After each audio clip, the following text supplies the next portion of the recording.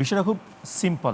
কথা হচ্ছে আপনি আপনার সূচনাতে বলেছেন আমরা যানজটে প্রায় ৮২ লক্ষ কর্মঘণ্টা নষ্ট করছি পার ডে, তাই না?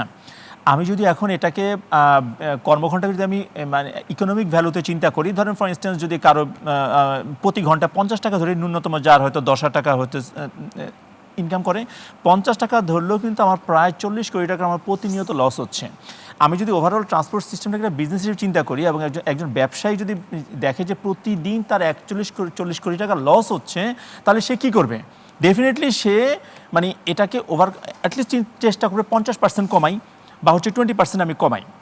দেখেন, সেই তুলনায় আমাদের আমি যদি এই যোগাযোগ ব্যবস্থাটার যেহেতু লস করছে যানজটের জন্যে, তাহলে এর উপরে রয়েছে আমাদের প্রশাসকরা রয়েছে, সিটি কর্পোরেশন রয়েছে, আমাদের দেখা যাচ্ছে যে মানে মন্ত্রণালয়গুলো রয়েছে, কর্তা ব্যক্তিরা রয়েছে। তারা যদি এটাকে ভাবেন এভাবে যে আমার শুধুমাত্র কর্মঘণ্টা না, এটা একটা ইকোনমিক লস এবং শুধু এটা মানে আর্থিক দিক থেকে না এবং গতির দিক থেকে, যেটা আপনি বললেন যে আমরা শুধু এবছর না, আমরা প্রায় গত ৭-৮ বছর ধরে আমরা ক্রমান্বয়ে দেখা যাচ্ছে আমাদের গড় গতিটা আমরা কমিয়ে ফেলছি।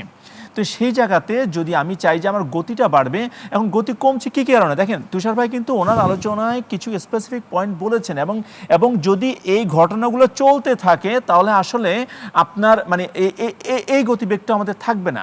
তাহলে যখন আমি জানি যে আমার ঢাকা শহরে হচ্ছে রাস্তাটা কম, অল্প পরিমাণে রাস্তা রয়েছে এবং যা রয়েছে সেটাও আমরা ব্যবহার করতে পারি না, পাশাপাশি আমার গতিও কম এবং যানজট তৈরি হচ্ছে, তাহলে ডেফিনেটলি আমাকে যেতে হবে যে আমি কিভাবে মানে অল্প জায়গায় আমি বেশি সংখ্যক মানুষকে আমি নিতে পারি। সেই জায়গাতে আমার কনসেপ্ট হওয়া উচিত যে আমি মাস ট্রানজিটগুলোকে, গণপরিবহনগুলোকে প্রায়োরিটি দিব। বাট একেবারে আমরা উল্টো জায়গাতে হাঁটছি। মানে একটা কথা আছে না, আমরা তো সেটা না করে মোটরসাইকেলে মানে পরিবহন করার ব্যবস্থা করছি, আমরা রিক্সা, যত রকম ব্যাটারি চালিত রিক্সা, হাজার রকমের ছোট ছোট যান আমরা ঢুকাই। মানে ওই যে কথা আছে যে পাগলও নিজের ভালো বুঝে, এটা কমন একটা কলোকিয়াল একটা কথা রয়েছে। বাট আমার মনে হয় কি আমরা নিজের ভালোটা বুঝতেছি না, বরং উল্টা আমরা ছোট গাড়িকে প্রমোট করছি।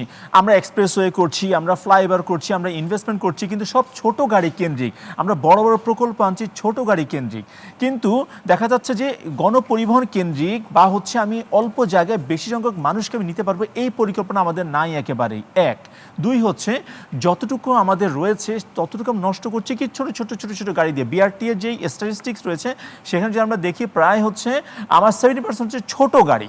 আমার রাস্তার 70% অর্ধেক দখল করছে আমার অন্যান্য এনক্রোচমেন্ট, লাইক আমার ফুটপাথ, কনস্ট্রাকশন ম্যাটেরিয়াল, হকার ইত্যাদি ইত্যাদি। পাশাপাশি হচ্ছে যে বাকি দেখা যাচ্ছে আমার 70%, আমার বাকিটুকু 70% দখল করে ফেলছে ছোট গাড়ি। তো আমার বড় গাড়ি চলবে কিভাবে? একটু খেয়াল করে দেখেন, বিজনেসম্যানরা কি এটা বোঝে না? মানে সরকার কি এটা বোঝে না? যেই গণপরিবহন, যেই কোম্পানি আজকে আন্তঃজেলাতে দামি দামি বাস অপারেট করছে, সে কিন্তু ঢাকা শহরে এত ডিমান্ড থাকা সত্ত্বেও আসছে না। কেন আসছে না?